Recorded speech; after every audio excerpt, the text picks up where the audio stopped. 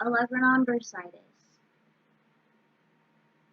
The anatomy of olecranon bursitis is the olecranon, olecranon bursa, humerus, ulna, and radius.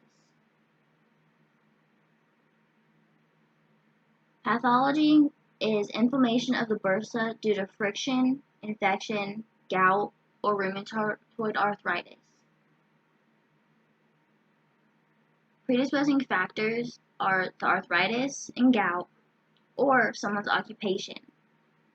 This predominantly occurs in plumbers, electricians, or heating and air technicians.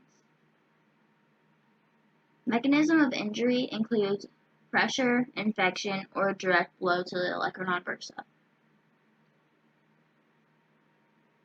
Signs and symptoms include swelling, redness, warmth, or pain. There are no special tests or mulligan techniques. Management and treatment for olecranon bursitis is fluid removal and testing, an elbow pad, activity changes, medication, removal of the bursa completely, or a corticosteroid injection. Referral and immobilization includes sending your patient to the doctor if you've already tried padding and activity changes with no improvement. Or you can have your patient immobilized.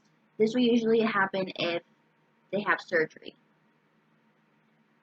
Prevention of olecranon bursitis is avoiding a lot of pressure on the elbows, avoiding skin infection as best you can, and avoiding doing the same activities. Moving on to olecranon fracture. The anatomy of olecranon fracture is still the radius, ulna, and humerus. Pathology includes cracking of the proximal ulna. It can occur on its own or with a more complex elbow injury. There are three types of fractures. There is a shatter, a flat fracture, or an open fracture. Predisposing factors for an olecranon fracture includes being physically active, being a smoker, being someone who had a total elbow replacement, or someone who had an inadequate fixation of another injury. Mechanism of injury includes a direct blow, muscle rupture, or falling on outstretched hands.